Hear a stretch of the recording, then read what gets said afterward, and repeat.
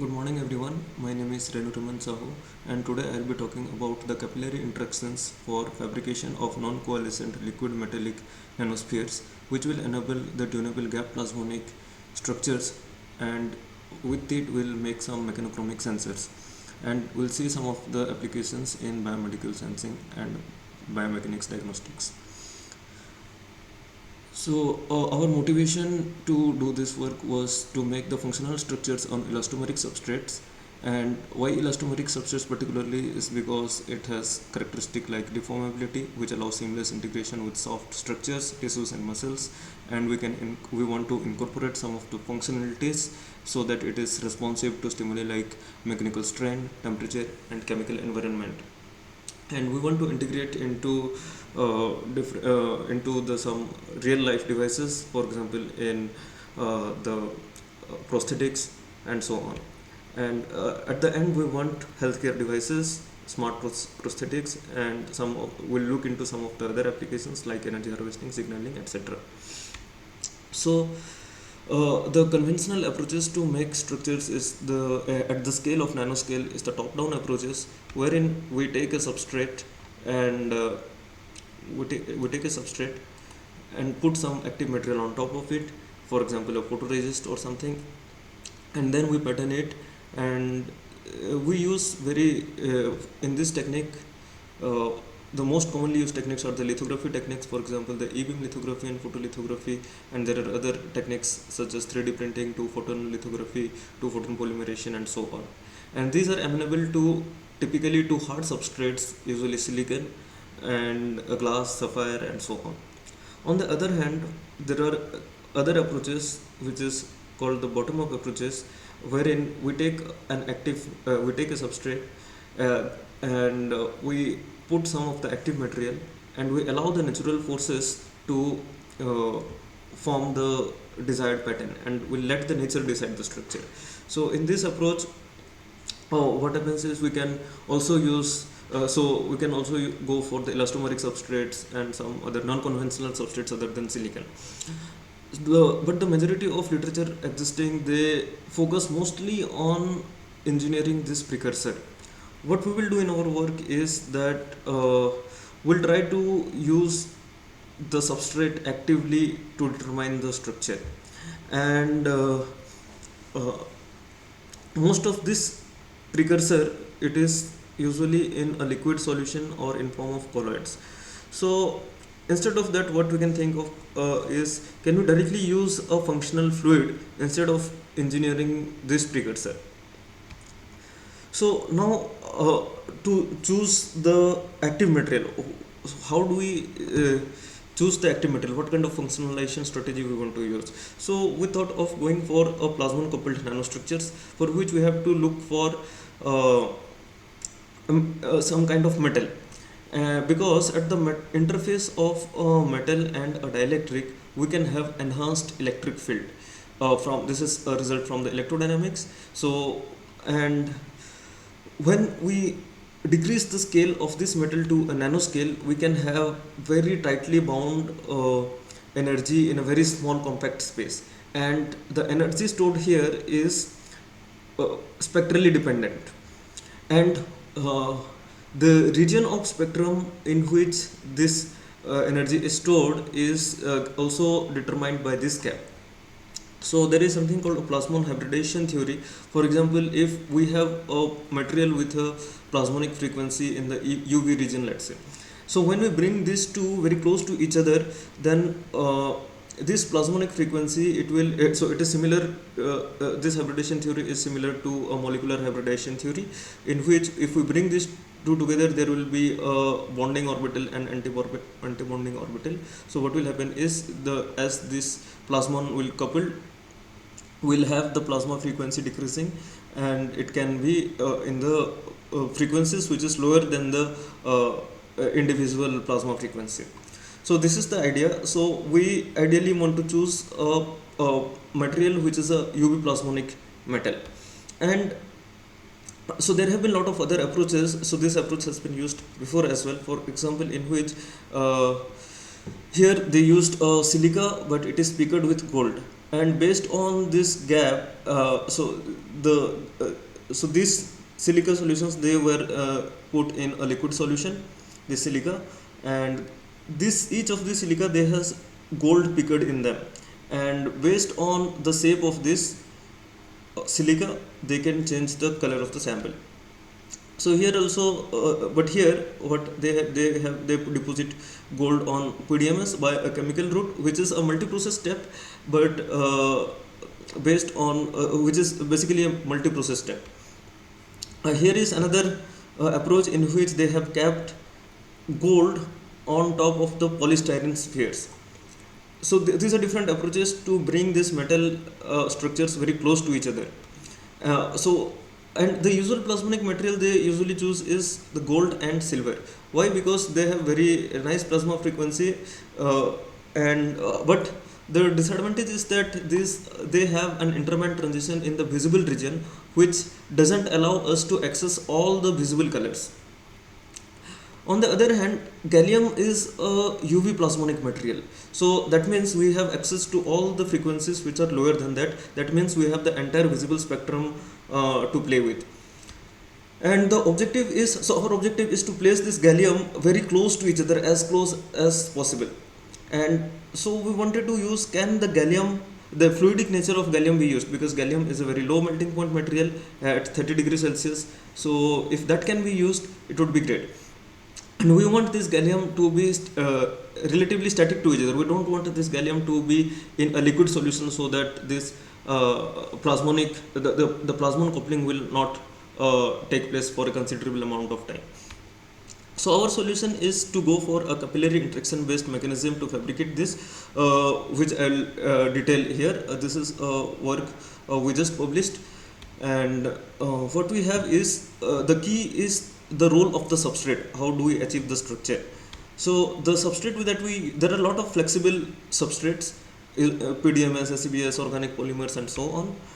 But PDMS, it is a transparent elastomer. Moreover, it is also a biocompatible. It is called polydimethyl siloxane. Siloxane is this SiO, and this is the dimethyl group.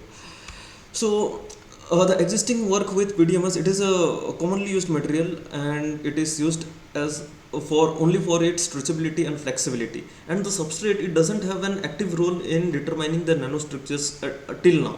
The structure is mostly determined by a lithography step which is done earlier, and then it is transported into the PDMS, or here the only property used is the stretchability. This is another example. In the self-assembly based processes, what happens is they use the PDMS, but they make the active material. For example, here in this case it is the silicon nanoparticles, and then they transfer onto the PDMS and they peel it off. So PDMS is just used only for its flexibility. What we have shown here in our work is that our substrate plays a very active role in determining the nanostructure. How? Because to understand that, we need to understand what lies inside the PDMS.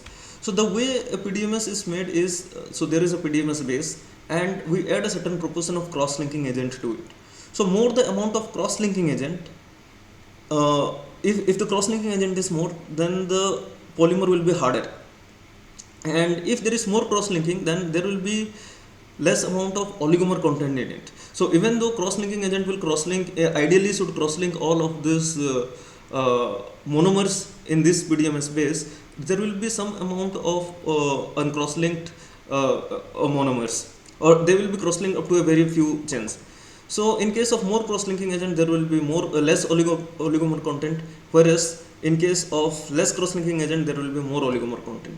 And this oligomer is like as we'll show later, it is like a fluid. So to understand this effect of oligomer content, we need to have PDMS. So we can look at the stress by strain ratio. We see here is that for PDMS 20, by PDMS 20, I mean the base is 20 parts and the cross-linking agent is 1 part. So PDMS 20, which is the least amount of the cross-linking agent, is the softer, whereas the Young's modulus increases as we increase the proportion of the cross-linking agent. And if we take these substrates and deposit gallium on them, so we'll get different colors, and these are very vibrant colors indeed. And these are the real colors of the sample, the cropped images of the samples fabricated. And but when we remove these oligomers, what we get is so these are what these colors span a very wide gamut in the chromaticity coordinates. But as soon as we remove the oligomers by a certain chemical treatment, then what we get is this whitish blue color. So we don't get any colorful shades anymore. So that tells us, so here in this diagram, the dotted lines are the stress strain curve uh, for the samples in from which the oligomer is removed. So what we see here is that removal of oligomer doesn't change much in the elastic modulus of the material. Rather, the oligomer plays a very crucial role in determining the color of the sample. So, and the only process in which we have deposited an active material is by the thermal evaporation of gallium. And thus, there is an interaction between the gallium and the oligomers taking place, which is determining the colors. So let us look at the nanostructures. So what we established here is that different oligomer content results in different coloration. So now let us look at how these oligomers play a role in the PDMS substrate. So this is the top view of different samples. Here gallium is deposited on the PDMS 5 in particular. Here gallium is deposited on PDMS 5 from which the oligomers are removed, and here these two are gallium deposited on glass and silicon. From the cross section, what we can see is that with oligomers the gallium can actually penetrate into the substrate, whereas without the oligomers the gallium, it doesn't penetrate but it forms a monolayer on top.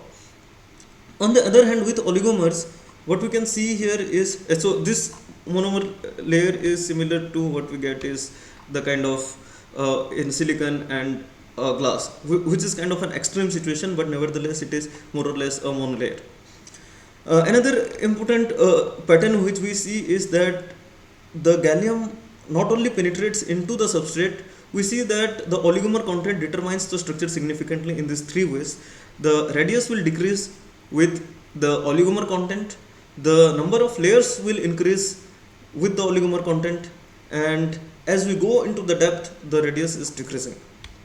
So what we have here is the HIDF image and the EDS images of one of the particular sample. Here we see that there is extremely small gap in between these gallium particles, and these red ones are the gallium, and here what is oxygen and silicon, these two determine the PDMS content because this determine the siloxane group, and we see that there is PDMS in between the two gallium droplets. So what we see is that there is a gap between the nano droplets, and these gallium droplets are static in position with relative to each other. So what we do is like how these oligomers determine the gallium structure is we try to build up a mathematical model which will give the equation for a single nanodroplet growth and engulfing, and this model is based on the assumption that oligomers constitute a fluid. And we propose three equations. One is the substrate equation, which tells about the oligomers which diffuse towards the interface, and there is another equation called the growth equation, which tells the engulfing equation, which tells how this engulfing of the droplet with respect to the oligomers will take place, and other is the growth equation, which tells how the size of this will increase when the gallium vapor will condense onto this droplet. And that brings us to and we solve these equations iteratively for a given parameter of deposition and for a given substrate and deposition parameters, and what we get is a very nice match with the experimentally observed trends. that we see here that is around 15 nanometer, 18 nanometer, and somewhat around more than 20 nanometer, and this is the trend for the PDMS 5. Similar agreement we get for PDMS 10 and PDMS 20. So this confirms that the oligomers are indeed fluidic in nature, and it is that capillary interaction that happens between the gallium droplets which pulls up these liquid oligomers and engulf these droplets, and that is why we see these droplets as penetrated into the substrate.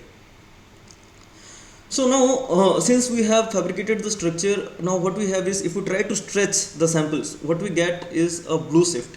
This blue shift is because, like, when we stretch the sample, we are effectively decoupling the plasmonic interactions, and hence the bonding orbital the frequency which is corresponding to the bonding orbital, it goes up in the frequency. That means it blue shifts.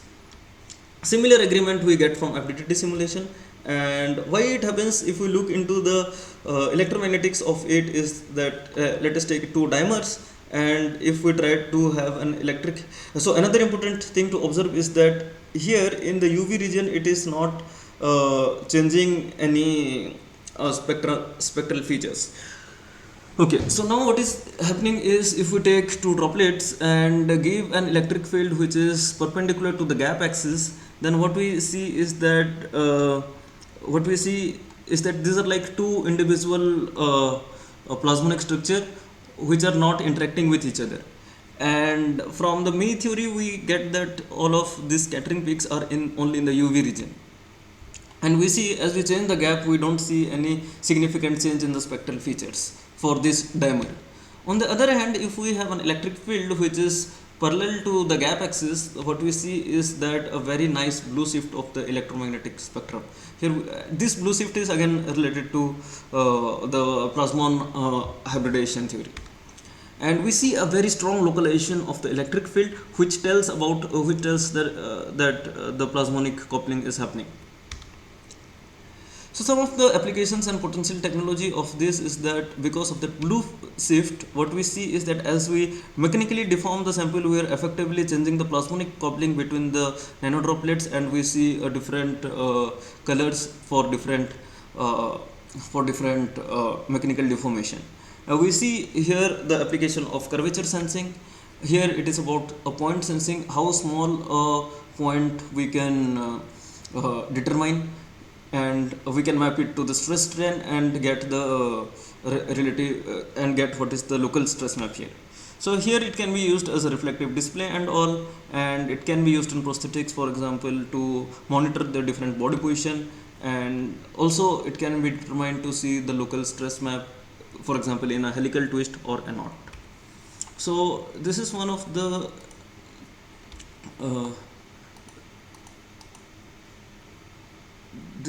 sample we can.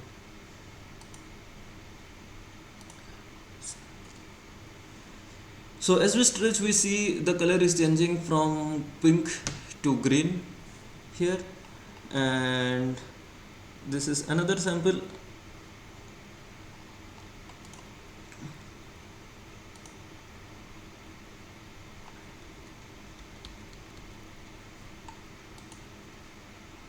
Which is changing color from blue to yellowish in color on mechanical deformation, and this is another sample in which we can get a strain in the knot,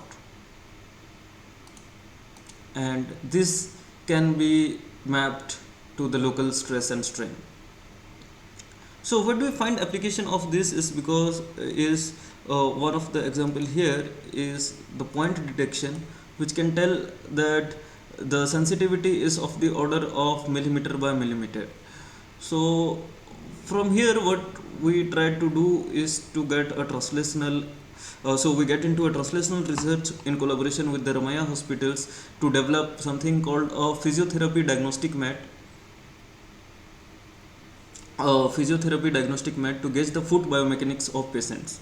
So the idea is that we'll let the patient work through a mat, and this will give the quantitative information on pace of the walking, posture of the feet, and body weight distribution. For example, if a patient has just recovered from a an accident in which he injured his foot, and the doctor wants to know how is the weight distribution in his feet, if his foot is as he works, the posture is good or not.